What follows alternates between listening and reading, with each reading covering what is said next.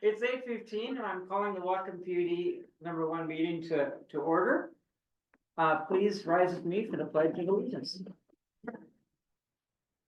Pledge allegiance to the flag of the United States of America and to the republic for which it stands, one nation, under God, indivisible, with liberty and justice for all.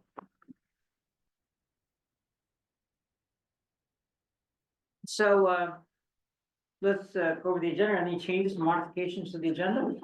You know, on the old business, I do have a presentation to make on geothermal. Oh, you got it. It came in yesterday, last night, and, it may go a little over the 30 minutes. Commissioner Yuri already saw it, but the other two you have not, and I want to share it with everybody. So I would just say that we might go a little over 30 minutes on the business, and I want to truncate the broadband and the strategic plan discussions, because nothing's changed on those since we last talked.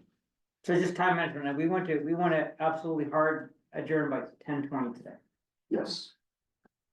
Okay, so, with that, there's no changes, so any of the. I move we approve the agenda. I'll second. All those in favor? Aye. Aye. Okay, let's move on to consent agenda, the minutes of the regular meeting and the claims. I move we approve the consent agenda. I'll second. Chris, I had a question, but maybe you can just respond by email one later. Rather than getting. Okay. Yeah, it was a immaterial. I just wanted to understand more about it in particular. Okay. So there's a motion, a second, please, say aye to approve. Aye. Aye. And, let's move on to public comment. Public. No. Anybody online who'd like to make a public comment, please raise your hand. Oh, there are cases.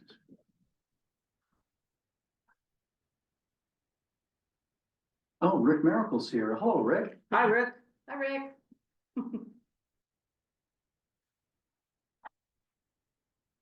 Okay, he's raising his hand. Please, Rick. Good morning from Kalispell, Montana, where the temperature this morning when I got up was -13 Fahrenheit. Ooh. It's a balmy 16 here. Bless Good you, morning, Rick. everyone. Good morning.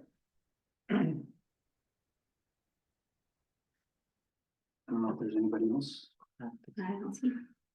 All right, with that, close the public comment period, and we'll have a second public comment at the end. Okay, so General Manager, please give us your report. All right, got a lot of items. Hopefully I can cover them really quickly. First, went ahead and declared an emergency on Frazzle Ice. The reason to declare an emergency is so if you need to make expenditures beyond what would normally require a competitive bid, we can waive competitive bidding. And particularly this is going to be around compressor rentals and diesel and that kind of stuff. And I don't think we've gone over the threshold yet. We're still in potential Frazzle Ice. The river never got down below 32. So it just kind of kissed at 32.1, 32.3. I think today it's in the 32s again, but the wind is not as bad. So we're still in a potential Frazzle Ice, but we haven't actually had to start really clearing the intake structures yet. So, second thing is we need to schedule some timing for Open Public Meeting Act and Open Public Record Act training, kind of that annual fly through that we all have to go through. I've suggested that we make it part of our next regular meeting. John, you have any idea how much time that'll take? I would guess 45 minutes to an hour. If you I guys, think I can. Remember, I won't be Sure. here in person for that meeting. and we can do it first meeting in March. Yeah, or I could do it separately. And, you know, I've, of course, One of my other items is I won't be here next meeting either. okay, Oh, okay. Yeah, right, you're in DC. So we'll do it first meeting in March. And that would be my suggestion, if it's That's okay with great. you guys. Yeah. Okay. The 11th. Next item, you guys know I was part of the AltaGas Community Benefits Board to talk about everything going on with the hydrogen project. Turns out that was under the umbrella of the DEI section of the Department of Energy contract for AltaGas. So that particular activity has been suspended. Really interesting, but, and of course, AltaGas was doing it the right way. Yes, they were checking all the boxes and making sure that it fit on that side, but they were also trying to do something good for the community at large. And, so I look forward to when they can restart the benefits board, just because I think it's the right thing to do, and I think they did as well. But right now they had to stop because it came under the DEI umbrella. Next meeting, I will be in DC. Kurt will cover as GM with your approval, and he'll do a great job. I'll be available off and on, but 3-hour time difference and in meetings and stuff. Next item, I've been talking to the aide to Representative Larson about a number of things around permitting for the geothermal and other things. It turns out that Representative Larson wants to meet here and talk to somebody at Whatcom PUD. And I would suggest one commissioner, and he's looking at February 18th. So I'll be there, may have Andrew there from staff. We'll be talking about maybe Annette, we'll be talking about all kinds of stuff that potentially the federal government could help us with. So I would ask, you guys want to have a commissioner here, and if so, who? Yeah, I think we should have a commissioner here. Yeah, so, and I'm flexible. I've spent lots of time with Congressman Larson. So I'm open to, but also open to somebody else wants to. What time is it on February 18th? I just wrote down February 18th, I don't know. It's gotta be during the day. It's That's during, probably gonna be it's at the end of the day, I think 3:30. And he wanted 30 minutes or 45 minutes. And I think it started at 3:30. To be fair, I've already spoken to them about, About the geothermal, Yeah. yeah. so. I'd be glad to You do two it. can arm wrestle over. Yeah, I'd be glad to do it. Yeah, I'll fight you. Okay, great. Have you talked to Representative Larson personally? Only in passing, not as a commissioner. Might be a good opportunity. Well, do it then. Yeah. I mean, Yeah, do it. I mean, yeah, I wouldn't mind, but Yeah, it's also, no, I go don't ahead. feel No, like. no, it's fine. But I mean, it And just, what's the date he wants to do that? that's on February 18th. I'll set up a calendar. Well, that's next week. Next week, yeah. Yeah, next week. Yeah, you do it. You can make it. Just actually nail down the date and time on, oh gosh, late yesterday. Okay, yeah, sure, I'd be happy to do it. Cool. Yeah, I think I'll just double check and confirm on scheduling, but I And think. and that then would work. if not, Yeah. Commissioner Dishmont. I'll be your backup, yeah. Okay. And also, if I may say so, Chris, you're going to DC. It might help for you to drop by his office and just say hi. That's the plan. Okay. Yeah, and drop by both senators' offices and, yeah, that's what you Just- do in the DC just- flying. yeah, It's yeah. just the same way we do down in the Yeah. Wakuda on the hill. Great. Yeah, and actually Liz has helped settle that up, and APPA, which is the whole purpose of the meeting, but. Great. We have the bond sale proceeding right now. Yay. That's why we have a hard stop at 10:20 so that I can get on the pricing call at 10:30 and then I have to sign off on everything. But as the pre-pricing we had yesterday, everything looks really good. Oh, great. You know, I shouldn't say really, really good. It's not, I don't want to give you a raised expectation. No, It's as we predicted. okay, So that's, and if it ends up being better than that, great. If not, then we won't refinance the current bonds. That'll be the thing that drops off the table. And last on mine, the Curb is entertaining and I think you guys heard about this through PUDA. yes. They're looking at doing O&M for broadband and doing grants for O&M for broadband actually they were doing it for private agencies, which I don't understand. There's going to be an open comment period where people can register. I don't know how much you guys want to know about this, but here's one where I would recommend that the three of you come up with, here's the district's policy on that, and then everybody can sign in on the comment section, which starts in a week or two, and say, yeah, here's, on behalf of Whatcom PUD, here's what we think is the right answer. And I would suggest that PUDs be eligible for the grants, even though we don't have a need for it now, in the future we may. Right. And clearly our brethren would benefit Wow. from this. Mhm. especially Kitsap and places that already have significant broadband installations. So I would recommend that the three of you have a discussion, and if you want to have a policy on that, say, this is what Whatcom PUD believes.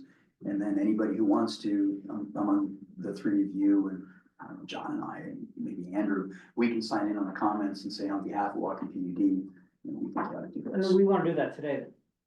I would suggest, because I don't recall when the open comment periods were, there were two of them. One was February 20th, and then the other one was a week later. So, when I've been reading the legislative materials, and I'm very comfortable with supporting that, but I don't know about the two of you, so Well, I'd be fine. you're our telecom lead at Wapuda. Yeah, yeah, I feel like it's just creating more options. It does nothing to harm us or any other PUD. So, it's just giving more options for PUDs to access curb funding. So, and part of the thing that we are in a battle for this year is to preserve public infrastructure funding. And Public Works Board, and although this isn't that exact same pot of money, it's still part of the overall effort to preserve public funding for infrastructure, for loans and grants. So I support it. So I don't know if we want. Well, one option would be for the three of you just to direct me to draft a policy statement In for you. support. In Yeah. support. Yeah, And then that That'd be can fine. be the policy of. That'd be great. Yeah. So I would. I'll make a motion Ah. to authorize the GM to draft a policy statement in support of the broadening of curb funding to allow for operations and maintenance for broadband and other infrastructure. I'll second that motion. Okay, all those in favor, please say aye. Aye. Thank you, Commission. And that's it for the GM report, unless you have questions for me. Yeah, if it's okay, maybe then so that we don't discuss it during the broadband update, there was an email that came from Stephanie asking us to provide input today on a bill that we're being asked to support, that WPUD is being asked to support. Did you see that email? I think I did. I don't recall what the ask was, though. Yeah, I don't know if is Andrew available to digest that in the next little bit and maybe get back to us by the end of the meeting to see if there's any. He might be, he's in his office, right? Andrew? I can do that. You have the email, Andrew? Yes. Okay, because she's asking us to, be able to provide input by the end of the day, and I'm just trying to respect that. Absolutely. So, Chris, would it be okay then whenever you deem appropriate to just walk that in, when Andrew's ready during our agenda here today? Yeah, let me see if we can just ram through everything, and if we get Right, done at at the like end. 10 or 10:10. Yeah, great. Bring Andrew in. That work for you, Andrew? I'm facing the screen like he's right there. Oh, good. Thank you. Well, it kind of is, but. It kind of is. It's in spirit. And that's it for me. Operation. Do you have anything? Operations report, Kurt. Morning, Commissioners. Like Chris had already mentioned, we're right on the edge of frazzle, especially last week. There was a couple mornings where we actually had run all the way up to kind of what we call frazzle mode, where we were blowing off at both of the plants, one at 60 seconds and one at 75 seconds. So we were really right on the edge there. There was starting to be some ice forming in the river, but we just never really, which is we're happy about, we just never really got into that full mode there. We had the crews go to a 24-hour schedule last week. And right now the river's at 33.1, and now the sun's back out. So hopefully, maybe this weather will kind of go back to our normal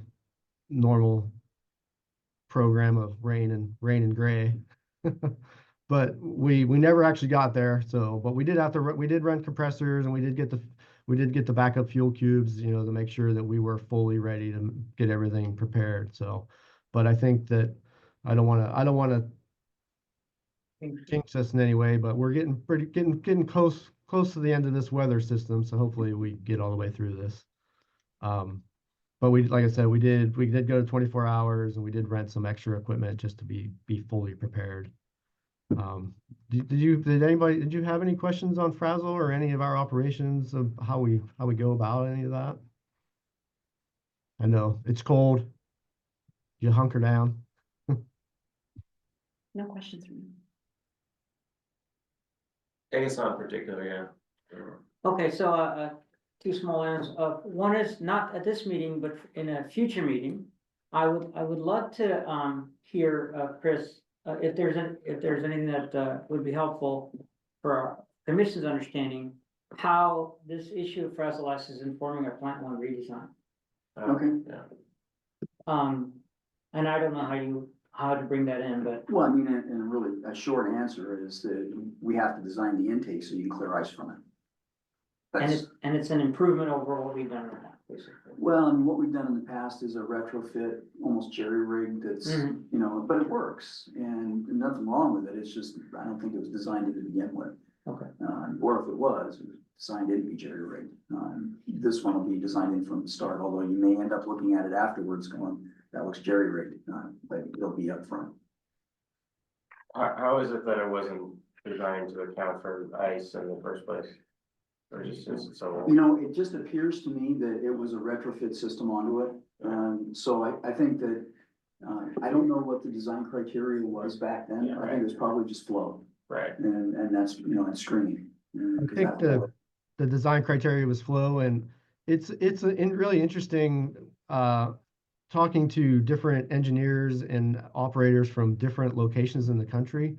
I mean, we've talked to people in Montana and Michigan, and we start talking about frazzle ice, and they just go blank on us. They have no idea what we're talking about. Like, they're never exposed to it. One of the places I had some interaction with was on one of the Great Lakes, and they have their intakes are underwater 1,000 feet from the shore. And so, I mean, if you realize how big the Great Lakes is, trying to freeze something up, whatever depth you are at 1,000 feet from the shore.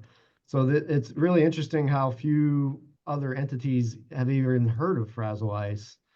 And so you would have to have a really, in a sense, unique engineering firm to say, oh yeah, we're completely familiar with frazzle ice. We're going to deal with this. We deal with this all the time. It's just almost unheard of.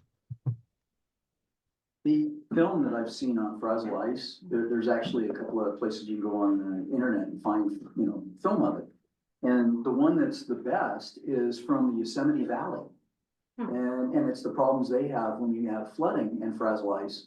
And the frazzle ice ends up creeping over the campgrounds and the roads, and that's what the film is. It has nothing to do with water intake or power production or anything else.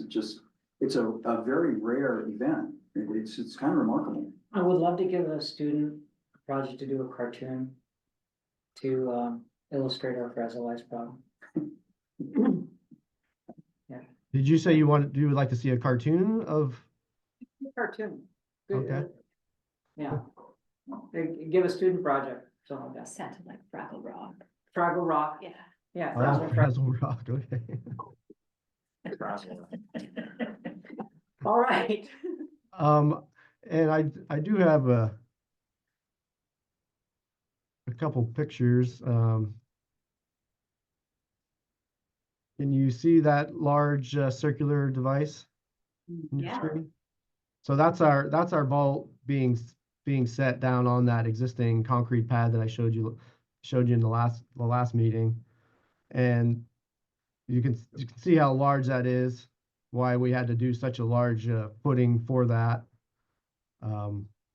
Pretty big materials. Those holes down in the bottom of where the pipe enters the vault, they fill that in with concrete. They form that back up, so those holes go away in a sense. Oh, it looks like Paul's jumping on here. Might have something to add. Maybe I'm not sure.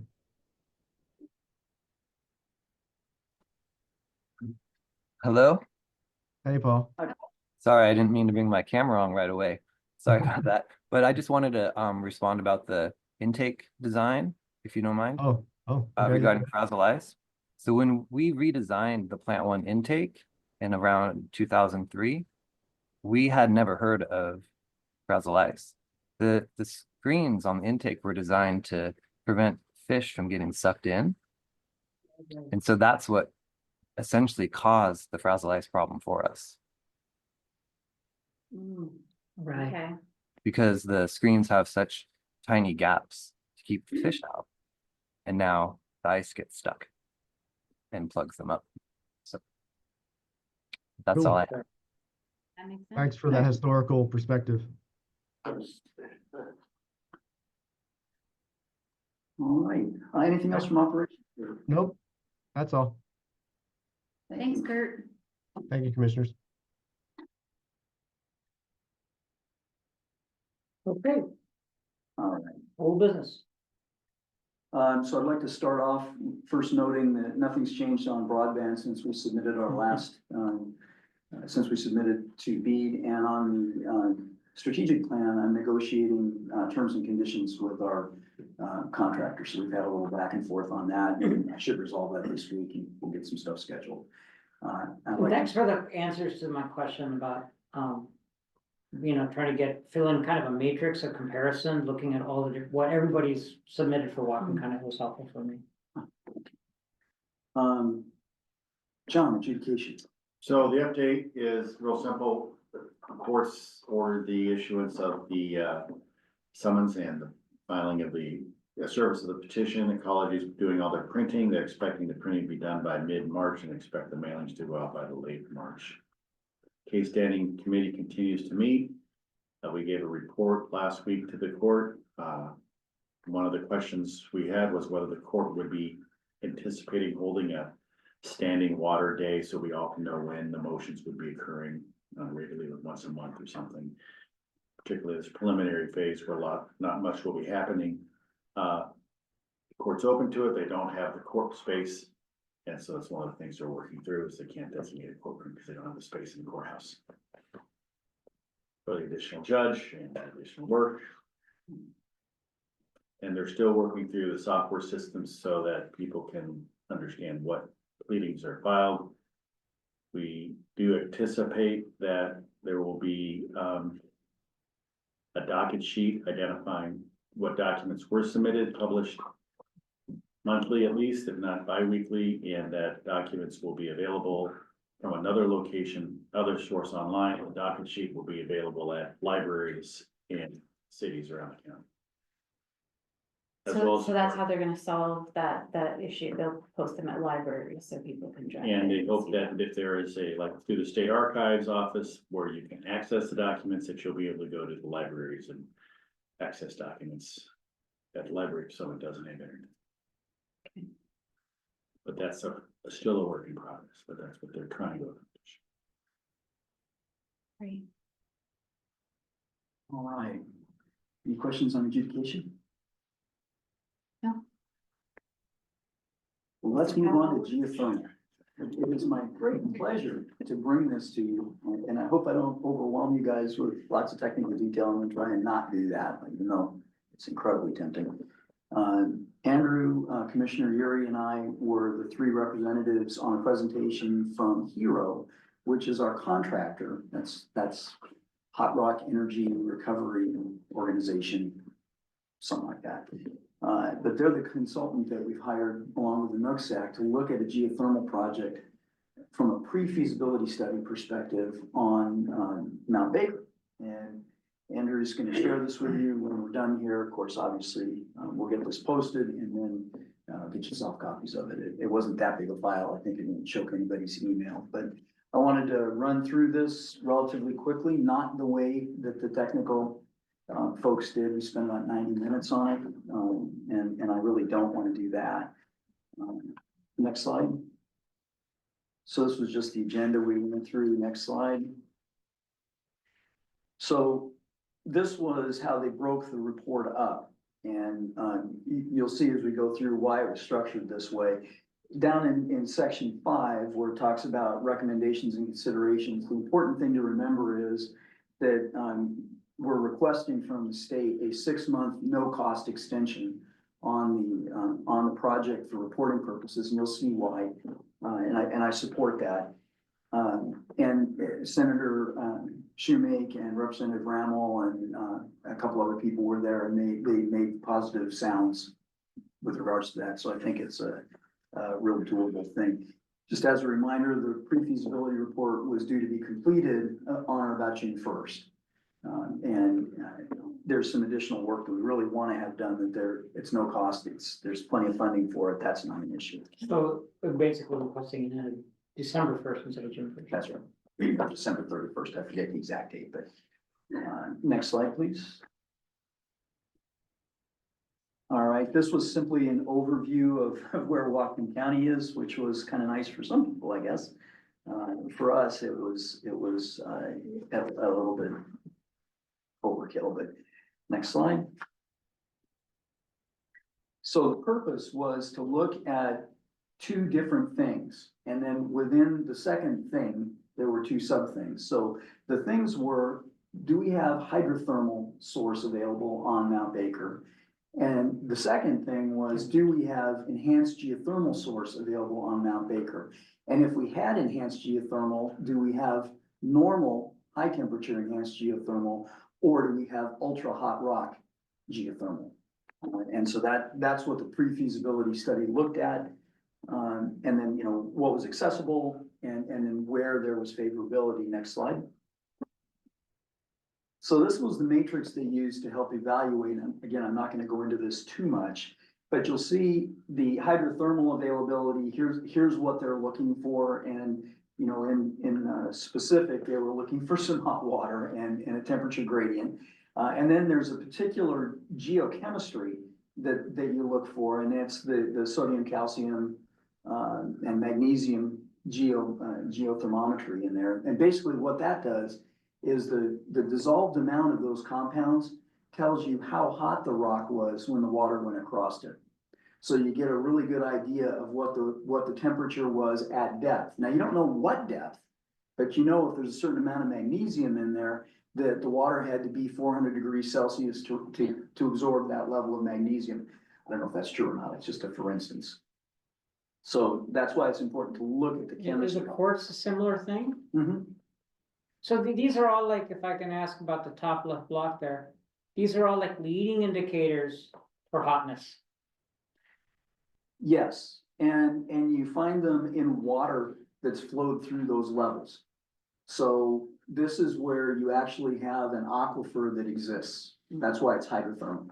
If you're looking for EGS, you're looking for tapping into a region where there is no water, so you'll have no chemistry.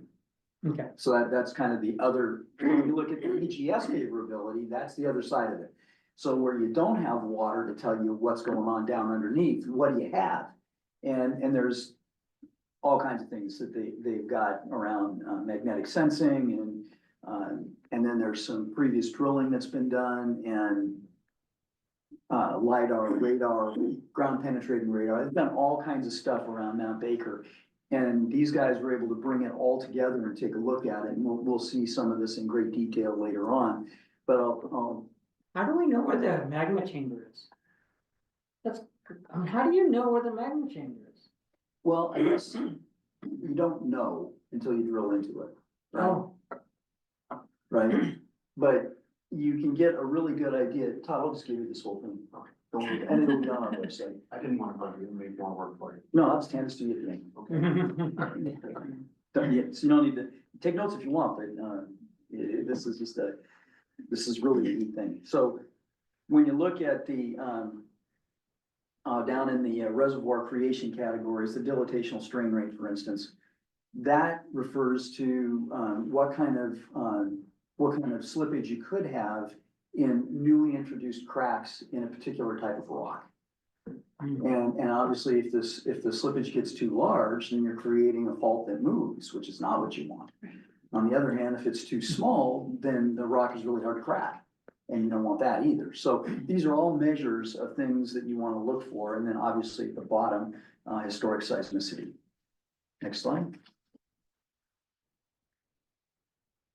So this kind of shows how Hero looked for heat potential. And you'll notice the little box down there where it's got each of the factors weighted. And so you'll notice that multi-component geothermometry is the highest weighted one at 28.8%. And that's because when you've got that, you know that you've got a water table that's flowing across rocks at this temperature. And you know, so that's a pretty certain one. Vent density is, you know, one that it's good to have and kind of obvious, but also it may be you don't want to drill next to an active volcanic vent. So this is how they looked for heat potential. Okay, I have a question. So the area with the highest heat potential is on the southeast flank of Mount Baker, where there's also the most data. Is that the highest potential because it has the most data? Now remember, we're looking at hydrothermal here. Okay, So yes, it's got the most data, but it's also the shallowest and where we've got known hot springs. right, okay, So that's, you know, this is the hydrothermal section. Okay. And that's one thing about their presentation I thought was a little bit confusing because Mhm. people go, well, where is the EGS temperature? And that's not here. okay. This is, where do we have hot water? And, so that's what this We is know all where we have about. hot water. Yeah, Yeah, yeah, if you've been there. except we don't. Oh. Next slide. So the next slide really is looking at the faults and where you're likely to have hot water. And you'll notice that over on the west side of the slopes, there's a whole stream of them there.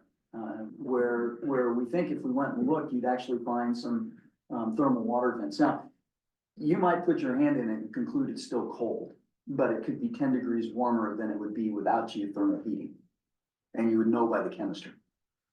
So this is one of those ones where, you know, you can have hot water venting to the surface and it's not obvious. It's not like you've got a warm steaming pool that everybody goes to and visits, right?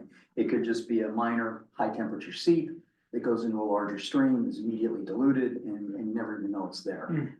These are places where it's likely to be. So these are areas where you've got high fault density and you've got slippage. And the idea is that the water goes into the cracks, the faults, goes down deep, gets hot, and then comes back up, and that's the aquifer you're tapping. So it makes sense. If you want to look for hydrothermal sources, look where you've got faults. And the other thing is, well, How do they find these faults? well, so anytime you have an earthquake, which there are hundreds on Mount Baker, if you have seismometers, you can go ahead and pick those faults up and map them.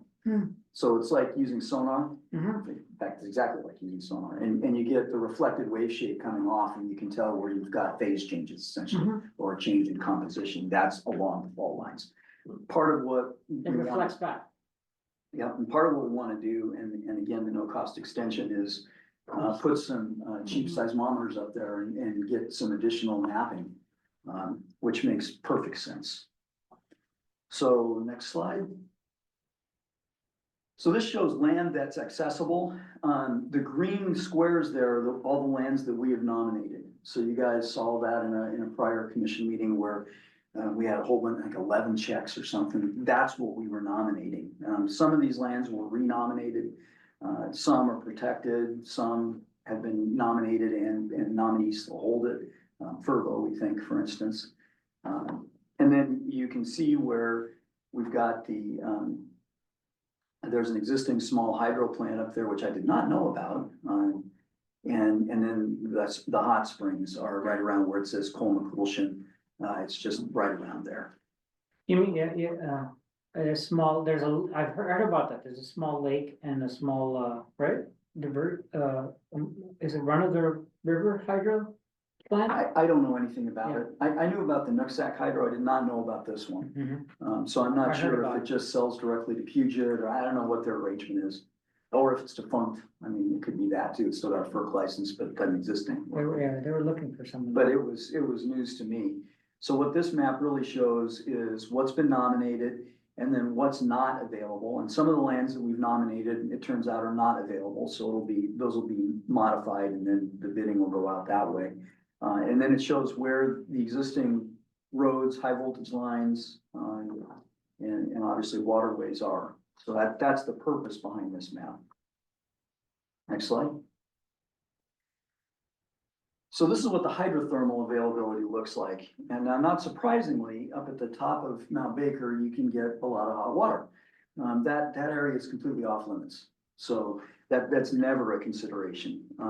The area that shows kind of the big blob off to the right, that is near the hot springs itself. So not surprisingly, where you've got a hot springs, you know that there's hot water. And so that's what we're looking at here. The lands that are to the west of the cone, where you have some hydrothermal availability, some of that's been nominated, but really we're going to be focusing on the area that's around the Baker Hot Springs. Okay, next slide. Now's where we shift gear, start looking at enhanced geothermal. Just a quick question. Mhm. A year or so ago, you had stated, I think, that there was also potentially a big resource on the north side. That's correct. That wasn't the focus of this work, right? So we're not, okay, so, okay. No. And part of that is because the lands where there's resources, potential Or, yeah, resources. national forest. No, they're actually leased by another company. Oh. And that company has leased those lands and they're not letting the lease go. Okay. Up front, and they're on a development path. They would have some kind of development perhaps in the 2030s. Okay. And I'd like to encourage them to move faster, but they have their hands full and they're developing in Nevada and other places that it's actually a lot easier to do this work. So what Hero did was they drew 2 rings around Mount Baker. And the reason is that the magma chamber is directly under the cinder cone. And Oh, really? yeah, Oh, okay. that's what they believe. Now, the drawing that's down below, and again, you guys will get this all electronically, and if you want hard copies, I can print them, but the drawing down below is a cartoon. Okay, this is not a geophysical, geologically correct, it is a cartoon that kind of illustrates why they did what they did. So the first ring, the inner ring, I think 7 kilometers. So it's 3.5 kilometers on center and around the cinder cone. And that pretty much gets you to the outside of all of the really restricted areas. And then further out, the next one out is 12 kilometers. So it's 6 kilometers around the center. That's as far as you want to go from the heat source. So as close as you can get, as far as you want to go. So that's what gives you that annulus or that annular Ring, section there. And then there's 3 areas where really you'd want to investigate A, B, and C. And we've restricted this one to A because we just don't have any data on B, and a lot of C is either unavailable or already leased, so there's no point in going there. So the drawing down below kind of shows you on that annulus kind of what we're looking at, and it graphically depicts a little bit the subsurface conditions and the subsurface temperature gradient that you would expect around a volcano, not human. So it's kind of, at this point, still a little bit of speculation, but it's based on geologists having looked at these things worldwide. This is the kind of temperature gradient you would expect around a volcano that's been dormant as Baker has for a few centuries. So, next slide. Now we're back on geothermal. I don't know if I want to spend a whole lot of time on this. One of the things that we did talk about on the hydrothermal was you really, anything you do that takes water out of the reservoir that keeps Baker Hot Springs hot might cool Baker Hot Springs. Yeah. So everybody kind of went, that's probably not a good outcome. So there was that.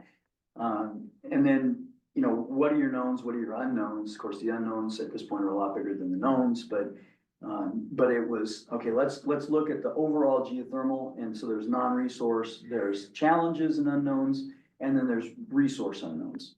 The resource unknowns are what we don't know under the ground. Those are huge. The other challenges unknowns deal with things such as sensitive habitat for birds, culturally significant locations, things like that. So those are the unknowns that are above ground. And then what do we know? So let's walk through that. We skip a couple slides here. One more. Perfect. So this is a cartoon, and they would be very, very In fact, I think they said that. But if you look at, the water comes in around the top of Mount Baker, and there's some kind of a sedimentary cap, and they think it's some kind of clay.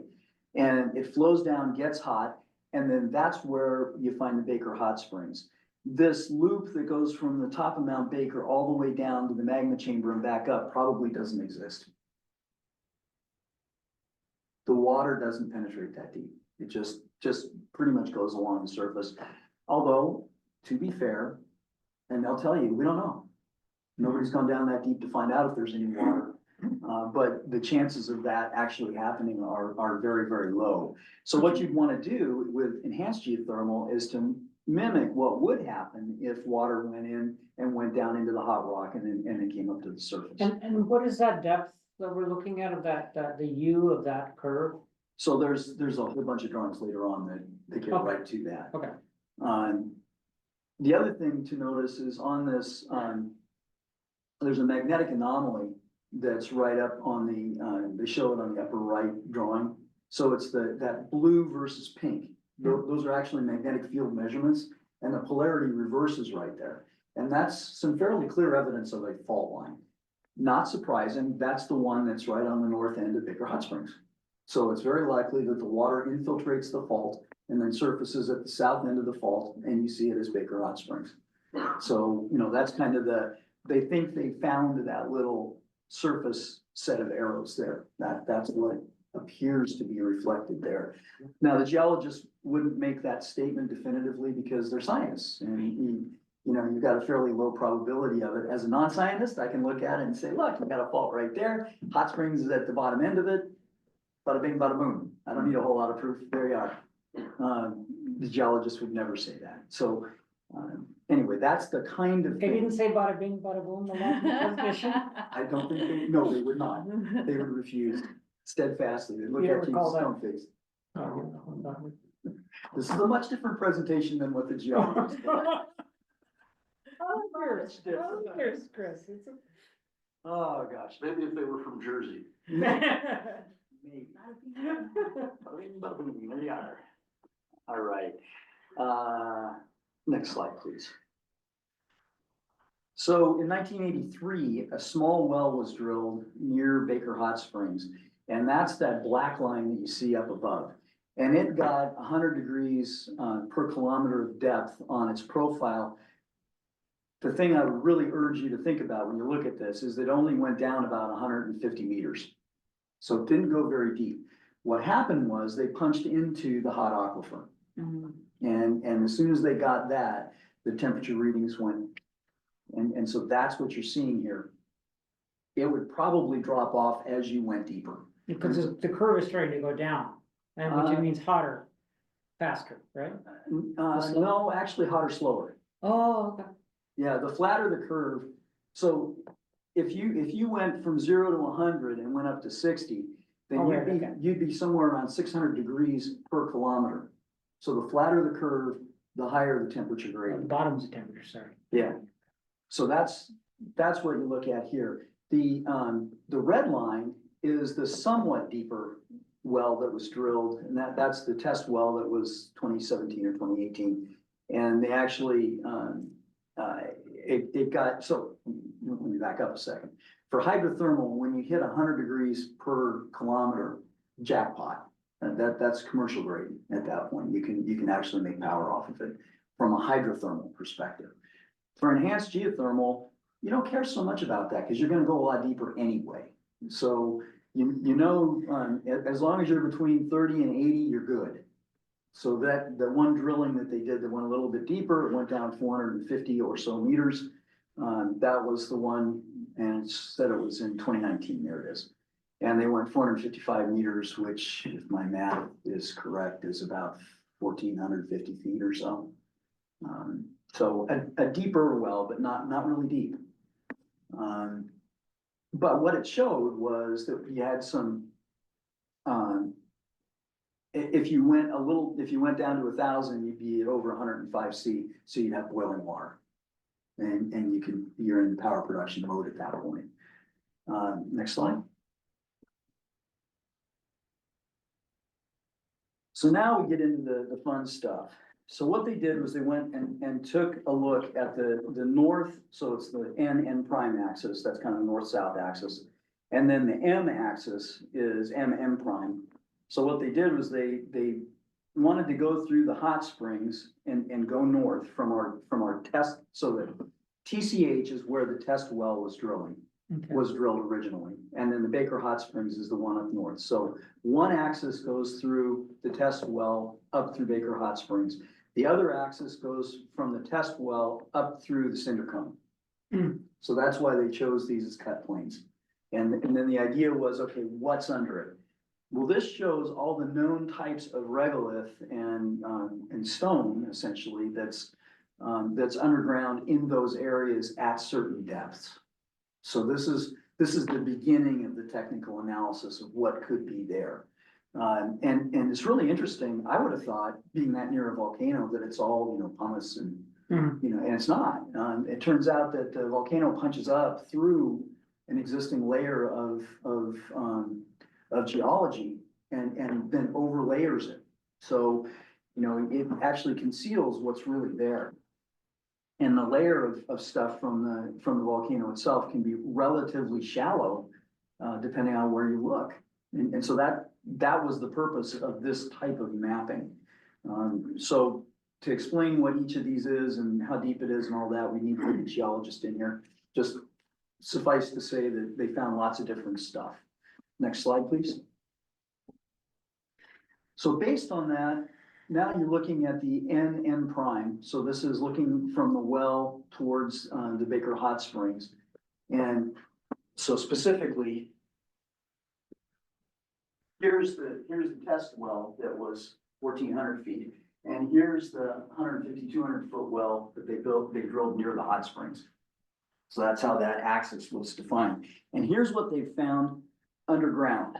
And I can't tell you what all this stuff means, just different types of regolith and granite and other things. But it's important because when you know what it is, you know what its heat conductivity is, and you can model the temperature at depth.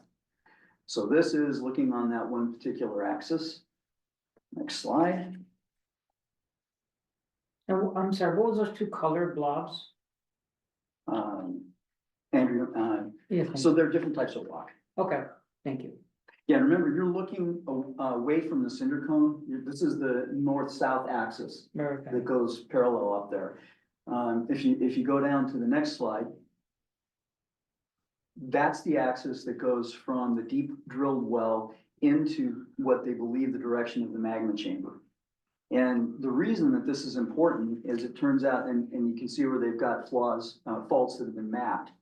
They know from those faults that you've got large sections of fairly homogeneous rock on that axis. So where you've got that, you can model heat. And that was kind of their whole point here.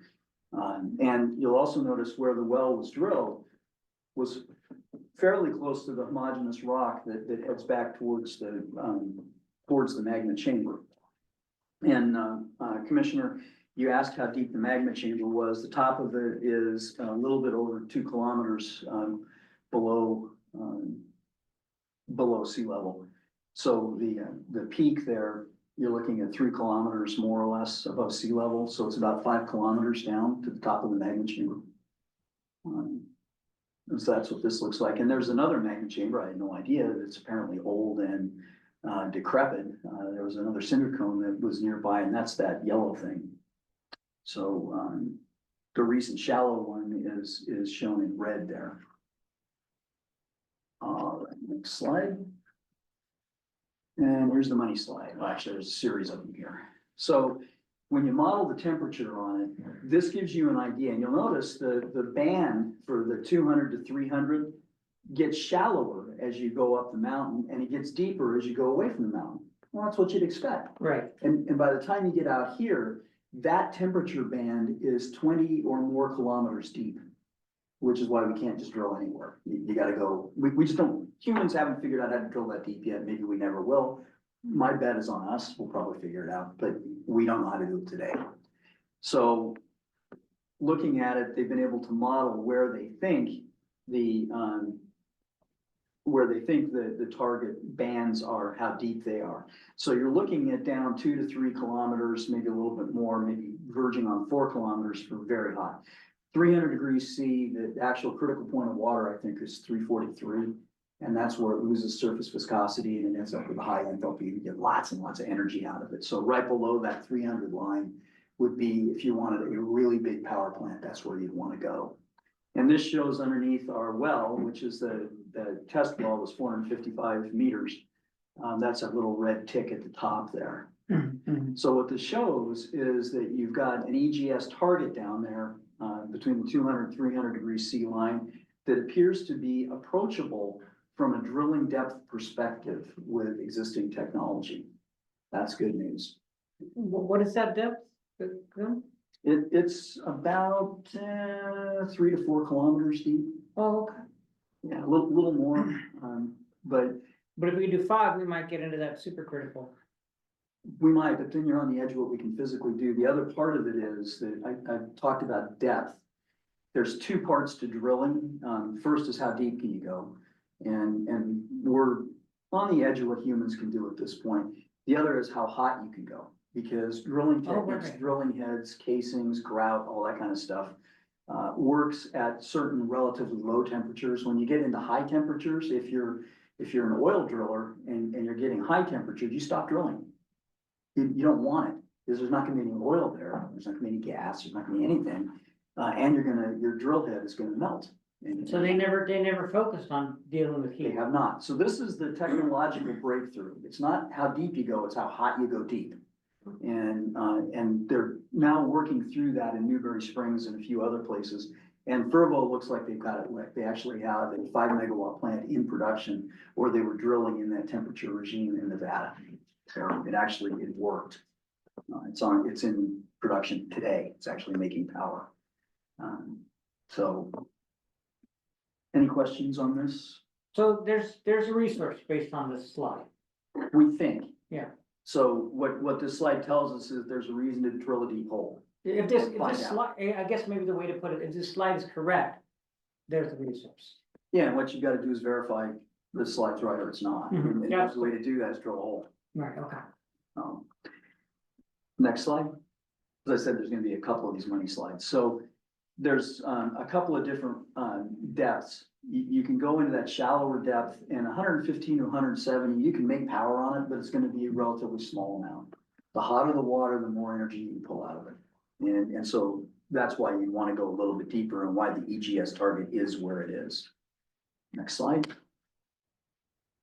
So now we're back on hydrothermal. And this talks a little bit about how you would recharge it and, kind of what rates of extraction you would have. And the third bullet down there, 4th bullet, is kind of important. There is a hypothesized reservoir below Baker Hot Springs. You could cap that. And based on the geochemistry and the temperature they observe at the surface, you could cap it and recharge it. But it would probably eventually lower the temperature of the reservoir and change the characteristics of the hot spring. So you'd have to figure out a way to mitigate that, and that would involve probably not generating as much power as you potentially could. So there's that. Okay, Andrew, let's skip a couple slides here. So this is Hero's look at the hydrothermal resource. And basically there are 3 areas where they believe that there's commercially viable hydrothermal resources, 1, 2, and 3.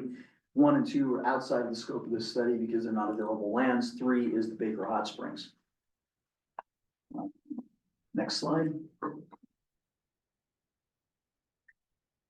So if you look at the areas, what are the probabilities of finding hot water next to a spring, hot spring?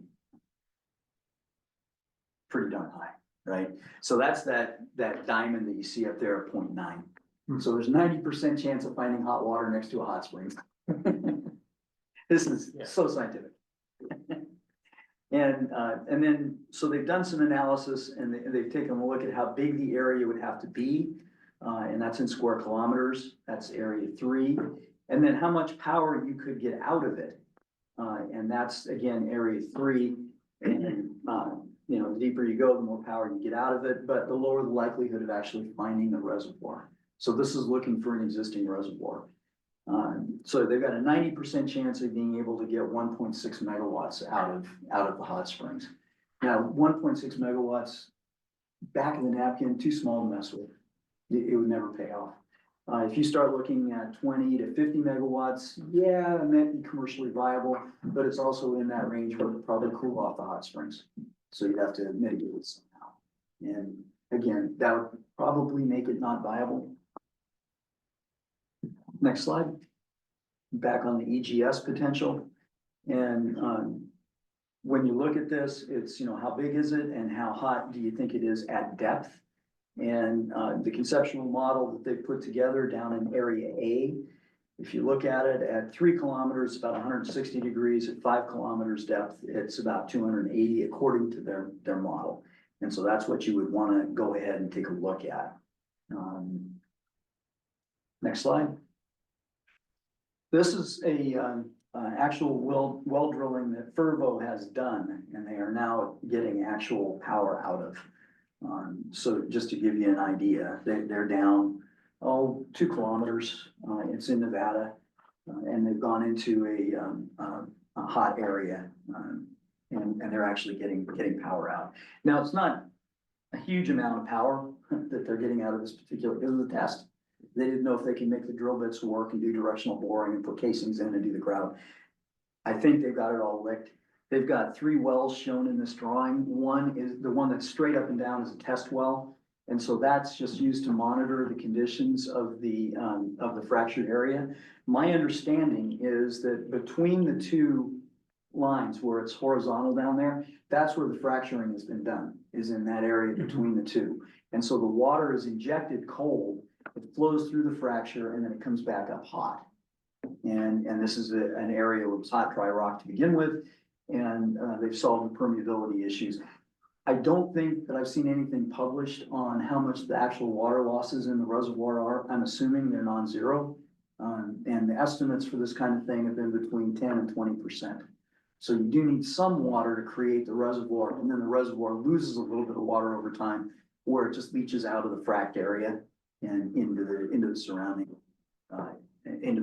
rock. Now, if you have rock that's completely impermeable around it, like if you're fracking in solid granite, the losses in the well field would be really tiny. Might be 1% or less.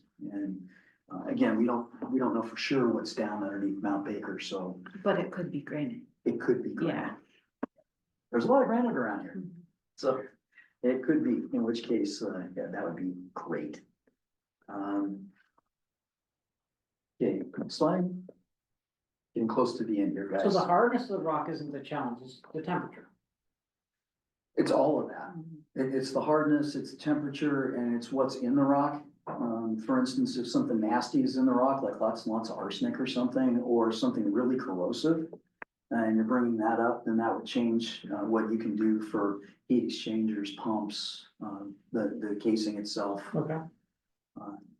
Yeah, it's all kinds of stuff. And then some rock fractures easily, some doesn't. Some is impermeable and easily fractured. Some is impermeable and very difficult to fracture. So again, you just have to get in there and punch a hole and figure it out. Okay. So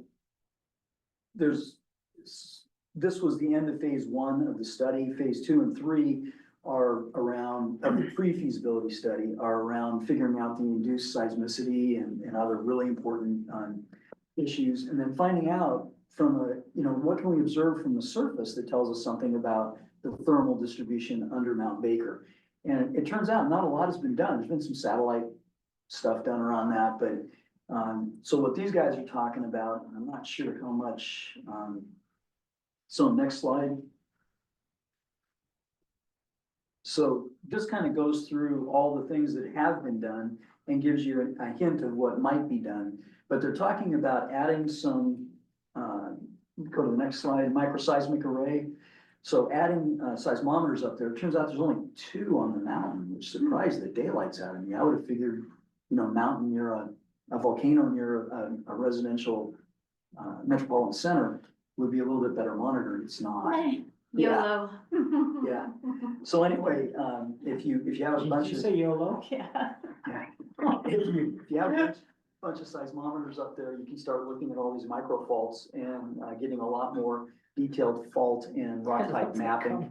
So they're looking at doing that. They're also looking at some, so next slide. This shows the kind of thing that they're looking at doing. There's micro sensors that they're looking, that are much smaller. So you see the box the guy is standing, that's what the old seismometers look like. Now it's literally like an old triode is what it looks like. So a little tiny thing. And it's just remarkable what can be done these days. So they're talking about putting a bunch of these up there and being able to see what's going on underneath the mountain at a very granular level compared to what we can do today. And then also they're looking at doing, next slide, a bunch of drone mapping. Because again, this has not been done. This is, the photograph that's here is not up in Mount Baker. This is at a different one. But they're looking at a hot spring and then the pipes and the actual cooling pond and all that. It shows how easy it is to pick this stuff up. So they're looking at doing that on all of the areas. Next slide.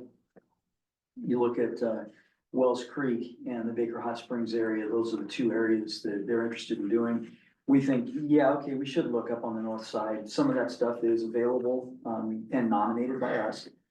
So it's possible there's something up there that we might want to take a look at. And then we've got, this is the task schedule. So you can look at it and everything's completed in the November, December. That's the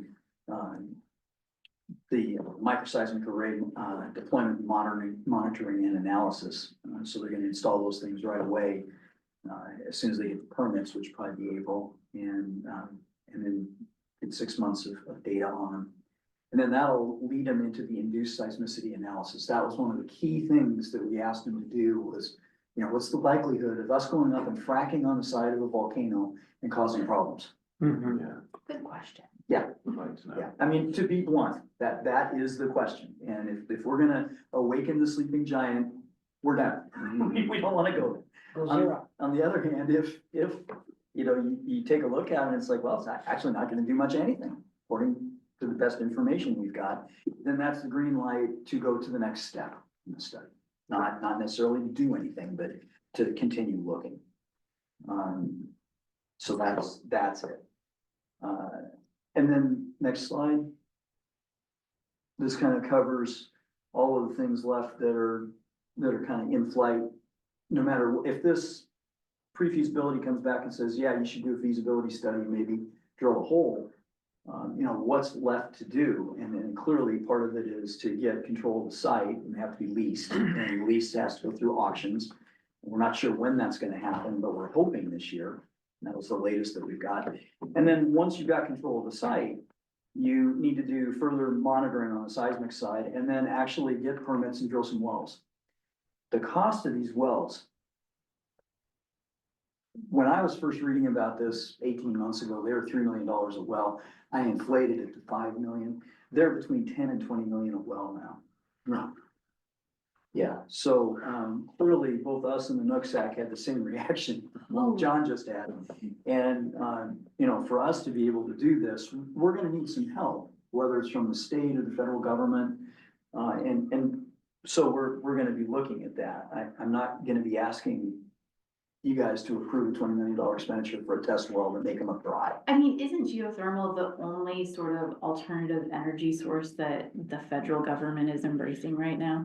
Nuclear, Oh, nuclear, correct. Yes, yeah. yeah, which includes both fission and fusion. I think his timing for a DC trip is pretty good. Yeah. Yeah. It is. Yeah, this all works out pretty well. And that is the last slide. So I am going to pause. I've yacked at you now for 30 minutes straight and want to give you guys. Great job, Chris. It was very, very helpful. Was it different than the other presentation, Commissioner? Minus the bada bing, bada boom. Yeah. Yeah, You covered it, there was some, it was, no, I think that was, it's fascinating stuff, and I think, you got the points, yeah, so. Yeah, it was, well, I guess you all have questions, points to bring up. Well, I'm just curious, no, not really, it was a lot to digest, I look forward to, paging through, through this on the screen, looking at it again, I think this is great, I love your enthusiasm, Chris, on this subject, I really do, because, doing new things is really hard. That's And- what we're finding out. And without a little enthusiasm, if you don't have a little bit of enthusiasm in this life, you won't do anything new. And so I'm really grateful for your enthusiasm on it, so. Well, there's only one person here that's more enthusiastic than me about it, and it's Andrew. But he's been off sick for a couple of days and he's back driving. Yeah. Otherwise, I would have said, Andrew, you do this one and I'll chime in. But he was, he's been home with, sick young kids and. Yeah. So This is he's- incredibly exciting, and will you send us this? Yes, Okay, yeah, you guys will get soft I'd like copies to if be you able to want hard look copies. at it up close. For the public, I'll add it to the agenda package. Oh, good, okay. As final. And I'm sure this is like, you of course gave a presentation at the university a year ago Mhm. or so. This is like, I remember that that was good, but this is like so, No, that's why you'd want to do geothermal. and this is This awesome. is- This this is when you presentation, start the looking at it. content in this presentation is just so cool. Yeah, I gotta say, we found out about Hero from an old friend of mine, and, I was initially a little bit skeptical about, is this the right group? But after, us and the Nooksack went through the vetting process and awarding the contract to these guys, it was clear they are the right people, they know what the heck's going on, and, very, very competent individuals. And they don't overpromise, they talk about how difficult some of this stuff is and how it may not pan out. You're looking for something in a well, you drill the well, and the geochemistry is hostile, or the temperature gradient's just not there. You just don't know. I am looking forward to the second phase in discovering what sort of cultural and environmental impacts. Right. I grew up here my whole life. Mhm. That mountain is very special to us, Baker Lake, the hot springs, all of it, being up at Artist Point, it's just, we're at a point where we have to invest in alternative energy, but hopefully with as little impact to, One humans. thing that Hero did talk about along those lines, well, two things. One, we know that, that the area around the hot springs was significant to the Nooksack tribe in ancient days. And, we're not sure if there were, ceremonial grounds up there. It was clearly hunting grounds, Mhm. but the tribe knew about the hot spring itself. And, so there may be burial grounds, there may be something else up there. Right now, we don't know about it, and the tribe doesn't know about it. So, the surveys that we're gonna do at this point are gonna be relatively cursory, because we're not gonna actually go out and turn in dirt. Mhm. And we do know that when they did this search before, they found nothing. So that's a good sign. But we'll have to have an archaeologically approved, plan for what you do if you go up there and you think you're in a safe site and all of a sudden you uncover something. What do you do? And that'll be part of the whole process. Not what the city of Blaine did. No. Yeah, and I think, the reason that this commission was so excited about having the Nooksack tribe as partners on this was exactly because we want this to be done right from the beginning. And hopefully a template for what partnerships look like in the future. Yeah, I'll say it's very encouraging to see the Nooksack tribe leading on this project. Yeah, I could say a lot more, I guess, I feel a lot better about it going forward and moving through these steps. Likewise, seeing, the presentation from the consultants themselves who did the research and analysis. I think it was overall, it really has helped to build yeah, trust and confidence in moving forward with what's gonna be a pretty big expenditure for this exploratory drilling. And there was other folks in that presentation. It was, it was hosted by the Nooksack tribe. There was, I mean, dozens of folks in there from state government and, we had Representative Randall Sanders Schumake in there, governor's office, Department of Commerce. Department of Commerce. DNR. DNR, but yeah, like, There was 25 or 30 people in this. Yeah. It was good. they really, kind of covered the board, and I think, did we have any there was no federal representatives in there, was there? I can check. I don't remember seeing a DOE person. I think it was all state and local. Yeah, I think so. But yeah, just for like, the tribe doing that, also just that intergovernmental outreach and in addition to what Chris has been doing. Bringing folks in, following along every step of the way. So I think, it was a very technical presentation. And, not being like well versed in the science and background, I think just like seeing the, I'd say overall, it really, I'm excited to see what we find out, I think that it's overall, it's encouraging to move forward. So the last thing I want to leave you guys with, was what Sue Petty, who's the former CEO of Alterbach, and the current CEO of Hero. She's a geologist, been in the business for more than 50 years, just an outstanding individual. Her view was that, that there may be a hydrothermal resource there, but she kind of discounted it. Like, yeah, it's probably there, but you probably don't want to use it for all kinds of various reasons. Her opinion was that at that 100 to 200 degrees C, there's probably the ability to build a reservoir there that you could get 50. In fact, Andrew, do you remember? I think it was 100 to 300 megawatts or 100 to 200 megawatts out of that enhanced geothermal reservoir between 100 and 200. Is that right? I believe so.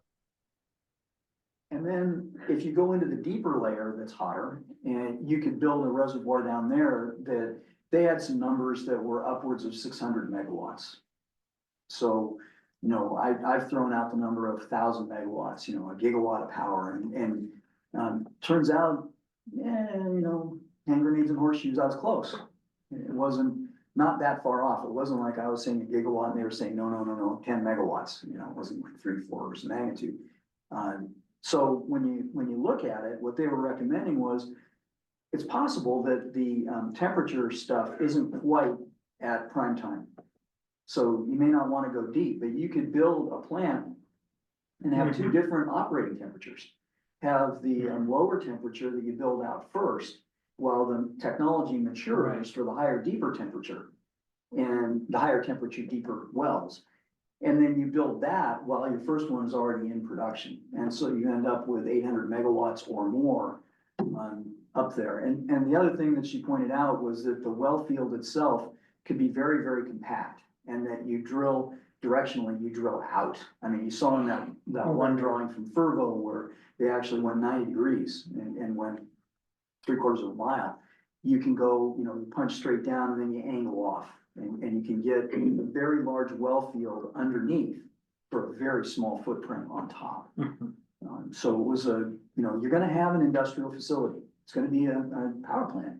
And you're gonna have, some wells that you have to drill and some piping and, transmission lines, that kind of stuff. But much of that you can screen because the physical footprint's not gonna be that large. So, that's part of the sensitivity of you're putting an industrial facility on the side of Mount Baker. I get it. We're not gonna make an intentional industrial barnacle on the thing.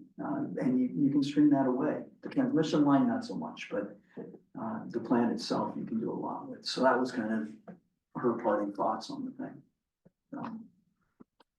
I was very encouraged. Yeah, great. Okay, so, just looking at the end, it's 9:30. I think we're in good shape, but let's keep at it. I think we're ready to move on to new business. Yep. Okay, so there's two items under new business. There's a pretty substantial financial component here under 8A, which is a letter of agreement for cost reimbursement by AltaGas Ferndale terminal for the Walken PUD modifications of Douglas Road Vault. Hi, good morning, Commissioners. Yeah, so this would be cost reimbursement from AltaGas to the PUD for this work to be done.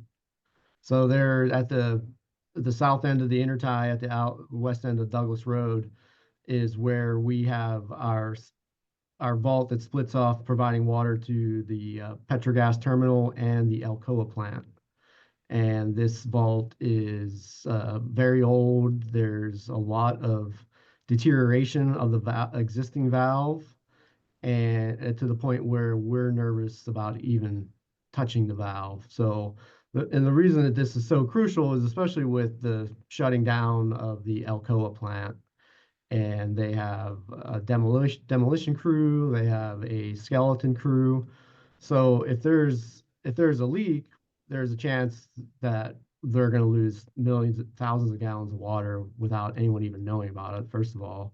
And then if there is a problem, then we have to shut off the water to the AltaGas terminal as well, if we do need to make a repair. So by doing this, we're proactively replacing the vault. Well, there will be a way to separate each facility and isolate each facility from each other, so we won't have to lose both of them at the same time if there's a problem at one of them. And this is, like I said, this is since this is the point of demarcation, it's standard practice that the customer pays for the connection, and so that's kind of where this is coming from. And like I said, this is a cost reimbursement from AltaGas to the PUD. This number is based on an initial feasibility study, and with this approval, we would go into full engineering and get a very specific cost for this, which I would see going down more than even approaching going up. Annette, did you have? I was gonna let Swin finish and then I had a comment. Oh, okay, thank you. And if you have any questions, I'm happy to answer them. Well, okay, then, commission questions? I have no questions. I'm ready to make a motion. Well, yeah, and you can start the motion, Yeah. but I'll just, a quick question, the structure you have this is a letter agreement? And if you could just, educate me on why you chose that approach. Well, we didn't this was the proposal that came forward to us from AltaGas. We looked at it, we think it's enforceable, and we did do a review of that, so in that this is just a cost reimbursement. They already have their service agreements, which are more substantial. Mhm. We felt this was comfortable to go forward. Oh, because we don't typically do that, just, okay. And did you have anything else to add? Or? Okay, I don't know. okay, I will move, we approve the letter of agreement with AltaGas Ferndale Terminal for reimbursement of Wacom PUD expenses associated with the Douglas Road Vault and meter replacement project, and authorize the district's general manager to execute the letter agreement. I'll second. there's a motion and a second. All those in favor, please signify by saying aye. Aye. Aye. Great, thanks, Commissioners. Thank you. Thanks, Kurt. I just wanted to let you know that our bond sale is now completed and we've sold 99% of both Series A and Series B bonds. So typically the next step is there's some negotiation with the underwriters if they'll, that 1% that was still outstanding that no one bought, see if they'll take that into the fold and then maybe adjust some of the rates to a little bit more favorable to us. So, but we got through the big sale. So Great. that's a big. Congratulations on that. That's great. Thanks, Annette. Thank you.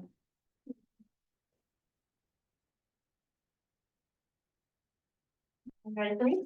I think so. Okay, resolution, is it 871? Yes. Basically, the claims that I send you guys every 2 weeks, there was an Excel error and it merged Puget Sound with another vendor. So I have to just avoid that warrant. We don't need to issue a new one. We took care of it. Okay. I'll move to approve. I'll second. There's a motion and a second to approve resolution 871, authorizing cancellation of the warrant for Puget Sound Energy. All those in favor, please signify by saying aye. Aye. Aye. Thank you. Commissioners.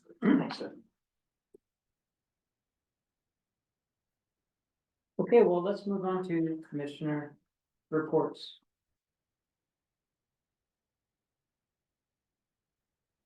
I guess I'll go first.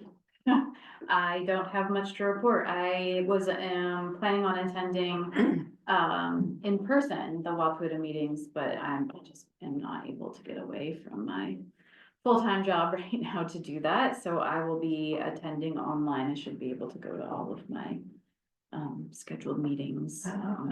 For some reason, I know we did the matrix, but let's see. Water. You're doing Yeah. water, okay. Yeah, and then the board Your board, yeah. and government relations. I got a lot of them. Yeah. So I should be, and if not, can I just message whoever is Yes, the please. backup? You can message us both. Yeah, okay. You know, Okay, because, great.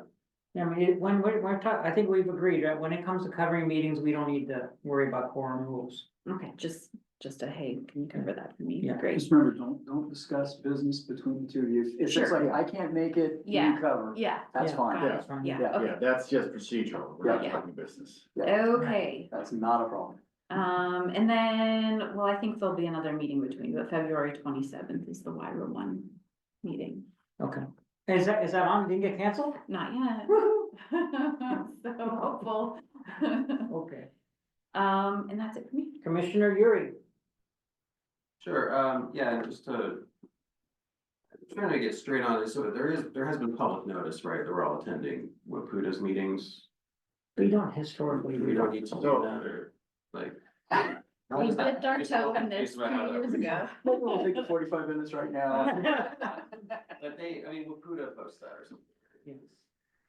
Well, PUD's not the public entity that it would apply to, they're separate. Most PUDs do not issue a public notice Okay, for their commissioners attending. We have at times in the past. That's saying we commissioners will be attending and participating in the meetings. okay, And something simple as that. So when we've done that at times, when commissioners will be attending sessions together and anticipating that they will be participating, I have encouraged the public notice because I think that's in more strict compliance with the rules. Although I think we are the outlier when we've done that. okay, it's not typically done, even if we might. My understanding is Most do not. They do not. Even if all three members are gonna be there. Now, I will tell you, for instance, on the electric committee, you guys are both there. And Eddie, you're the lead commissioner on that. So, you know, I would urge you, sit at the table, you're the voting member. Yes. So I would urge you not to sit at the table. That's what we do, yeah. Yeah, sit in the There's gallery. just one tent. So one person sits at the table, the other person sits back in. And then I would urge you, not to crosstalk on the subjects. Because exactly, that would be, I mean, whatever it is they're talking about, don't talk about that between you two. Yeah, we're like. Right, one person Different- listens and the other person participates in the meeting. And the other person sits back and doesn't And then- engage in the discussion. If you do that, you're completely clean, and then we don't need to notice. we did stick to that at the previous round last Mhm. month, Yeah. so I think we can, yeah, make sure to do that. Yeah, And then, of course, in the non-meeting times, feel free to interact socially. mhm, Talk about the Mariners. Yeah, and don't the need for talk about third baseman. PUD. yeah. For sure, yeah, and trying to be extra careful to make sure we don't, find ourselves in a, Compromise. Having said that, the safest course in these is always publish a notice, and it's kind of so what? Mhm. well, as long as it's, Publish notice, so you're kind of Yeah. covered. it's, well, that's understood, so yeah, I'm also, going to be attending in person, so yeah, looking forward to that, we'll be completing second round of new commissioner orientation and, board meetings and the WAPUDA lobby day on the Hill. So I have volunteered to hand out coffees to, So fun. folks coming into the Capitol, some information about, PUDs. So, I had mentioned at the last meeting, about some interest in talking more about some legislative matters and agenda. And I didn't end up following up on that till, and, you know, so it's given it's a moving ball and looking at as far as like where bills are moving or not moving, and, you know, just where Wapuda has a pretty, yeah, Wapuda has, you know, taken, has well thought out collective positions as far as where the organization is at. And I'm realizing that I wouldn't want to, well, I want to participate in those discussions unless it's like in some kind of direct interest of the PUD where it might defer. I don't know if it's like worth it to push. So basically, I'm just going to continue following along. If something comes up that I think we want to discuss, then I'm going to notify and see if we can discuss it. And it's certainly happened in previous years. And there is the one item, I just want to repeat that we have been active on, and it's really Bill Clark has carried the ball for us with Senator Shoemake. Right, and that's the bill allowing for reopening of the filing window for water rights, and so that we already spoke about that at the commission. Right. And maybe something else will pop up, but right, so. Yeah, right now, there's a lot of things that more generally applying. You know, I guess there was one that I did want to just, you know, maybe discuss in general, but it's not clear where it's moving this session, would be concerning environmental justice and the State Environmental Policy Act. You know, that's something that could come up and impact us. Were we doing, you know, proceeding with, say, this geothermal project? But that's really just more of like a matter of like, just general values and priorities that might not, whereas like, okay, this might make things ultimately add another layer in the environmental review and permitting process. It's not necessarily favorable to building projects, but then it also may not impact us specifically, but where there's, you know, there's another case to be made why it's would be just and necessary. So that's one where I think, you know, the Wapudas, they've expressed concerns, not outright opposing it, but it's just purely from that standpoint of like, you know, looking at exactly, you know, with building substations or what have you. And, but I do think that it's important that we look at the proportionality of impacts to overburdened communities when we're permitting new infrastructure projects and transmission power lines, certainly. That's historically been a problem.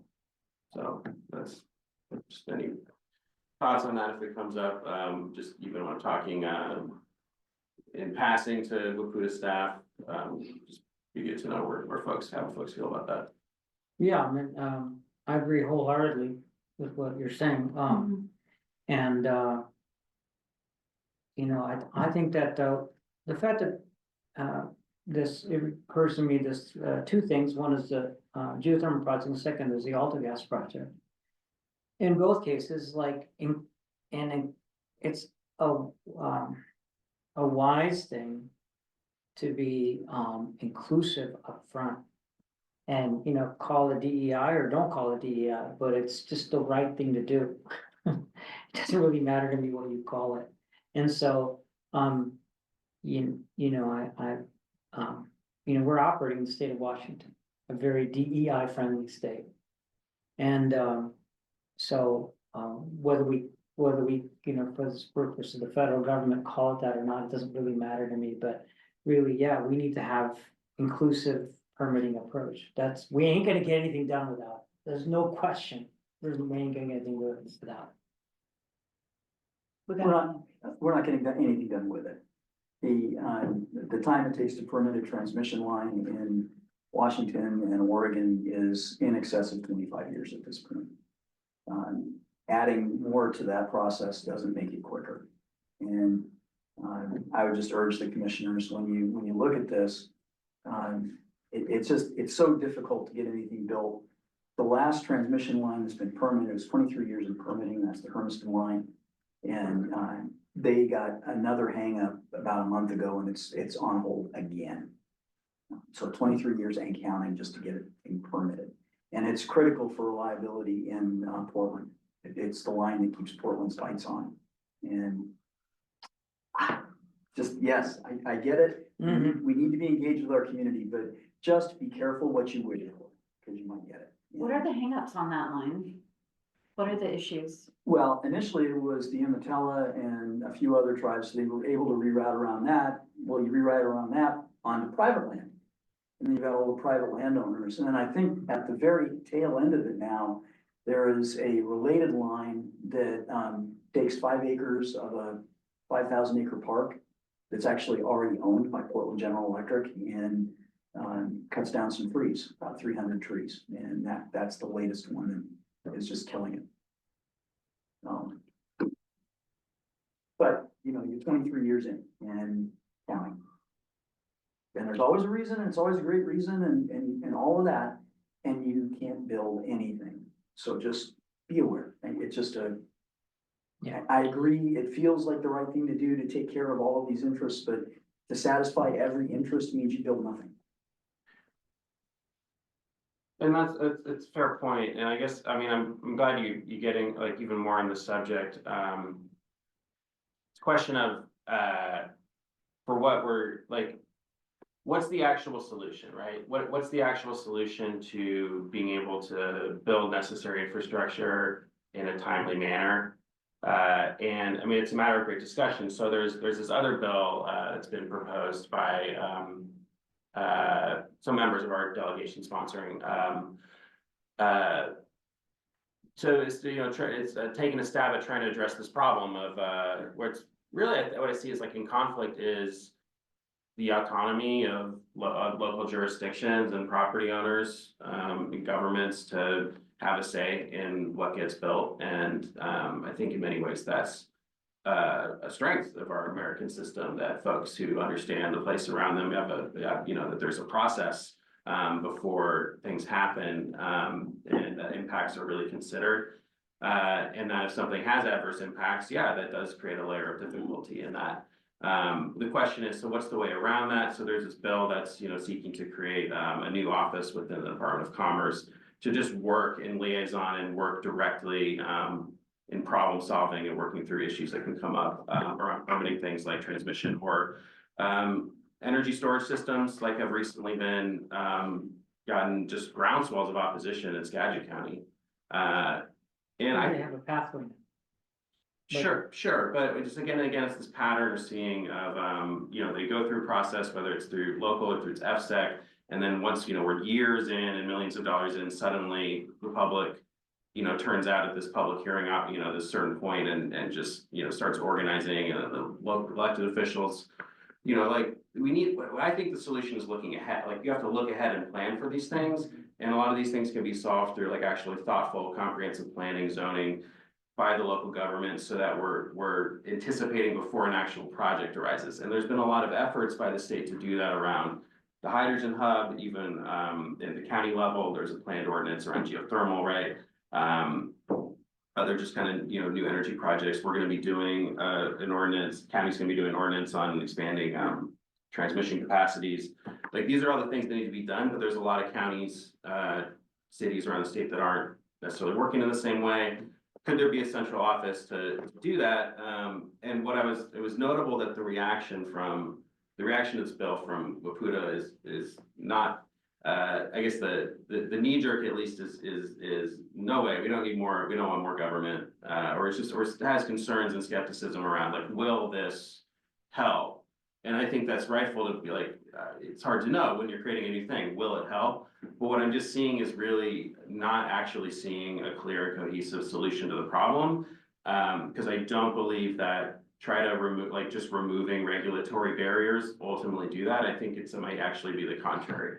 That remove it, the more we, like when you have a looser, more open, less specific rules in a code, actually that just leads to more points in which you can have points of contention and appeal, given just like when basic constitutional rights can come into conflict, right? So it's when having a more specifically agreed upon rules and boundaries where the public can have consensus and through a process come to consensus with stakeholders around, okay, what are the lines we need to draw? So what will we say no to? So you just know that's a line we've already decided before you propose a specific project.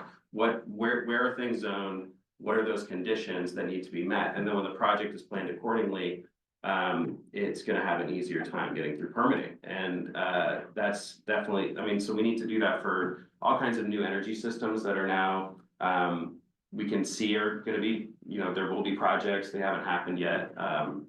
And So that's the kind of conversation I wanna have more with commissioners about, like, what can we do there if not this approach that the legislature is proposing? Or, so that's just an open question. You won't like my answer though. I do believe that we are overregulated, and I think that's a problem. I think when we are on the precipice of major disaster, climate wise, allowing transmission lines that take 30 years is not good enough. Unfortunately, the human condition says that we're not going to change until we're hurting, until it's very painful. And we talk about reaching consensus with the public. Unfortunately, not all of the public is acting in good faith.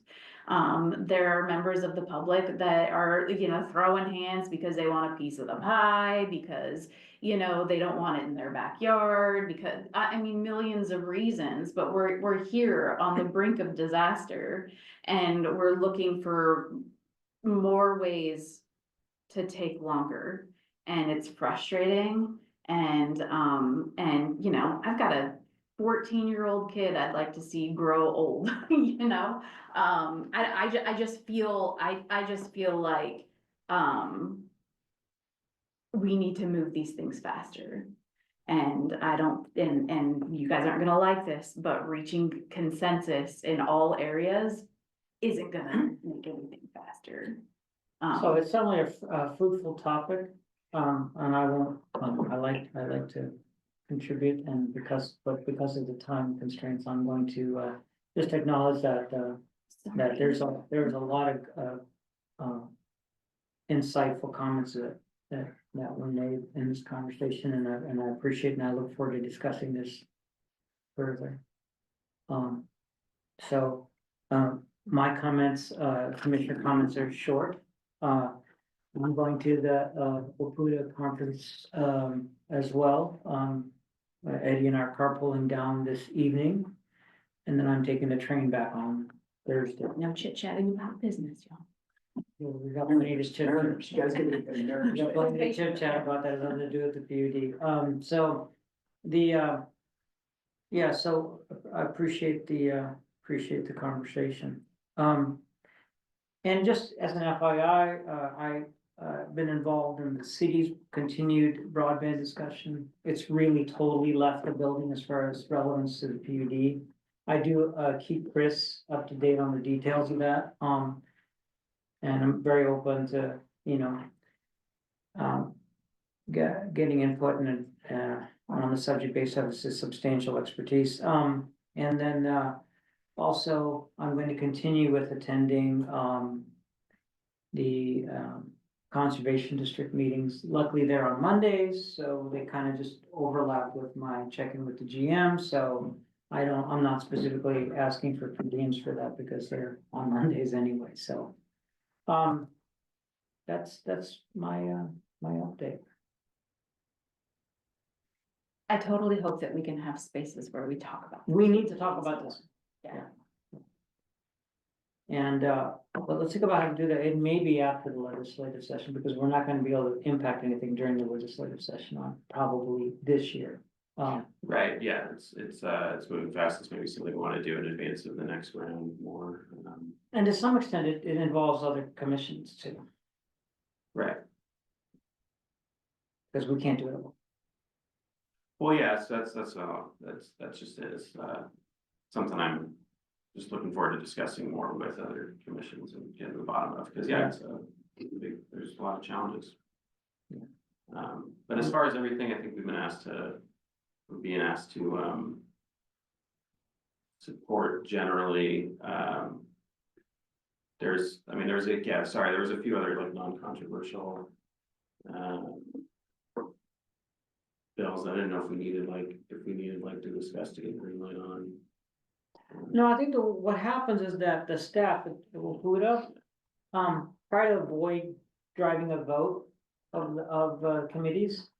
They try to read the tea leaves in the committee meetings. Right. And then they'll just take what they think is reasonable action. Right, yeah, we just kind of. To most keep us both out of keep us out of trouble and also keep themselves out of trouble too. And they do tend towards conservatism, which is fine. But you know, there are times where the people, PUDA has stayed out of it. And we as a commission have spoken up on a particular issue. So if you feel at any time called to action on any particular bill. Yeah. And, you know, as speaking as this year's chair, if it's urgent, I'm willing to call a meeting to meet whatever, you know, obviously we shouldn't do that carelessly. But very much when I indicate that, you know, if you feel compelled, I very much support that, us taking action, but I don't see anything like that right now. Agreed, yeah, as far as what seems necessary now.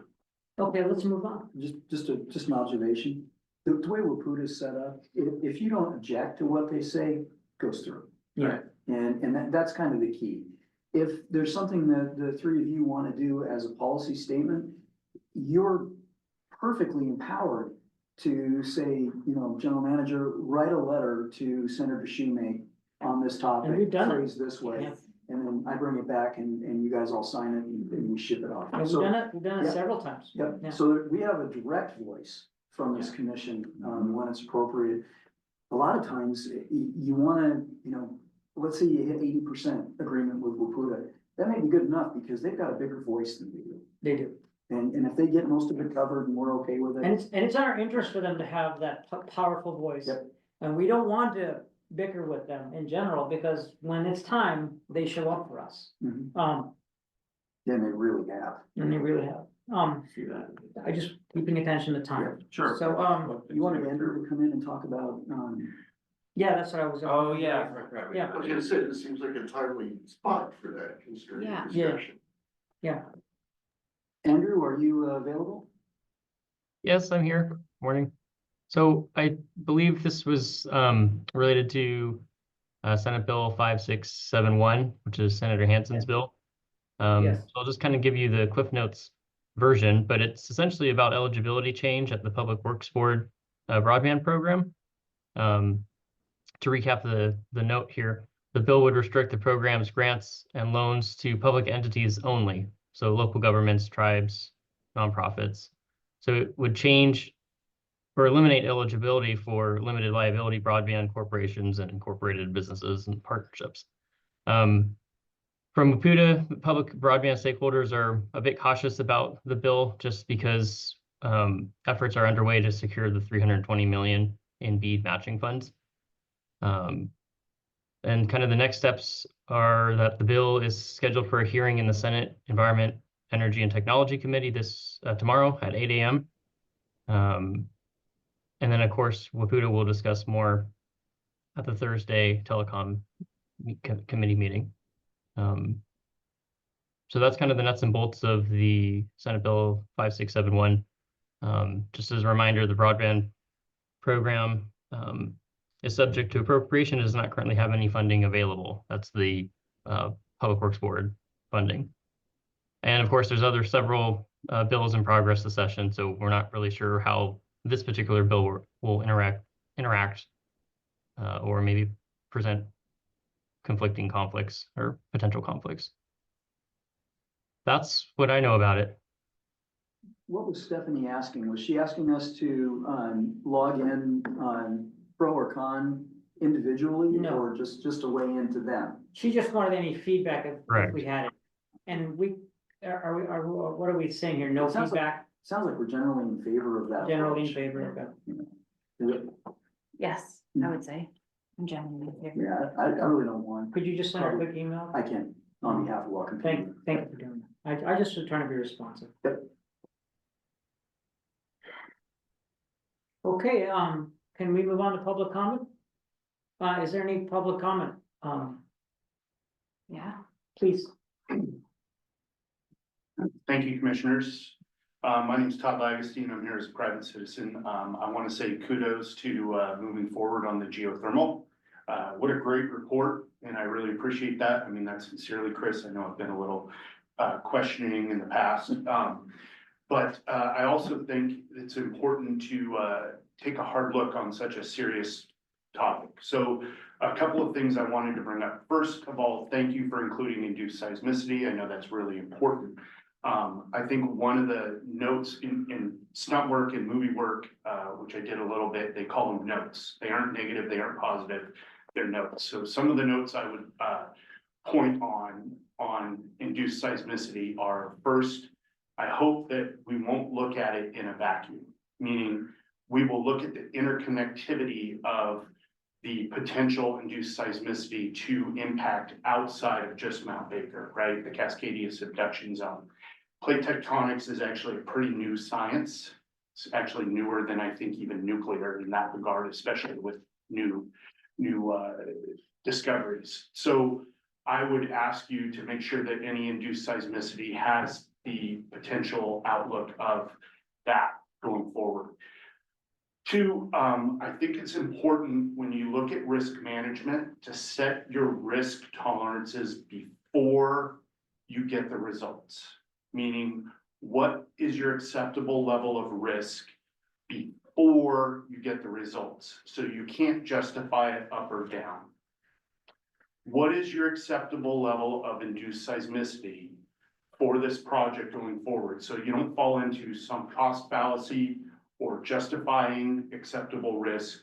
You give yourself a no-go. In the fire service, we have typical things that we look at from a risk management perspective of saying, I will go into that house or I won't go into that house. I will get on that roof or I won't get on that roof. And those are established before. So you can't say, well, the roof is sinking just a little bit, so I think it'll be okay. So I would encourage you to do that. And one of the other things I think that wasn't in there is the potential economic benefits of this geothermal plant. We've talked about the potential megawatts, but we haven't talked about what those megawatts transfer into jobs. How many jobs is a 10 megawatt plant? How many jobs is that? What is the economic impact of that? And as we try to, make sure that the community understands the value that 10 or $20 million per well brings, what are those going forward? And so those might be in the feasibility study end of it, but I want to make sure that we're thinking all of that ahead. So thank you for this opportunity. Mayor? Please, So thank you. yeah, those are really good Excellent points, comment. and it echoes everything that we've already gone through on the team. And so let me start with the seismicity. It's either you have induced seismicity or you don't. And then if you have it, okay, what are the characteristics of it? It's gonna excite this particular fault at this level. So you get a 1.3 magnitude earthquakes a year on the side of Mount Baker. So back to your risk assessment, you have to find out what it does before you can say, well, okay, that's good enough. So it's not, if it induced a magnitude 5 in downtown Bellingham, that would be outside of the risk profile. I would submit. We've never talked about that. But typically the induced seismicity doesn't propagate beyond local faults at all. So the question would be whether or not it excites a local fault. Had nothing at all to do with the subduction zone. And that's what they found out in areas where they frack and they've actually induced seismicity. It stays right there, which is both good and bad. So that, for us, we don't want to induce seismicity over a lava chamber. That's kind of the, what we don't want to do. With regards to the benefits, we had a lot of talk. Yeah, it's not good. I just call it waking the sleeping giant. You don't want to do that. It's not good. And we all recognize that on the team. In terms of the benefits, we talked kind of pie in the sky, here's the number of jobs and all that. And the consultants really brought us back down to earth. And they said, you can't tell how many jobs it's gonna create, how much carbon it's gonna offset, how much, what it's gonna bring to the community in terms of funds, et cetera, et cetera, et cetera, until you know how big it is and how much it's gonna cost to get it out.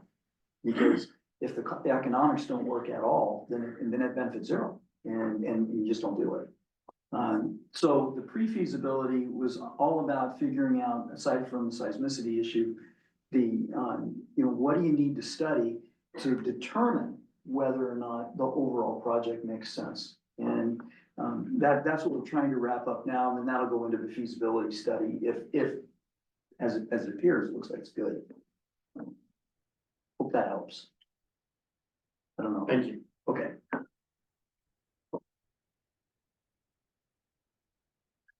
Okay, any comments online?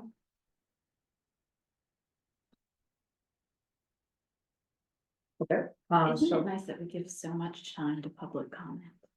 We can public Yes. comment As a member of the before public, and after. thank you. I love it, that's good.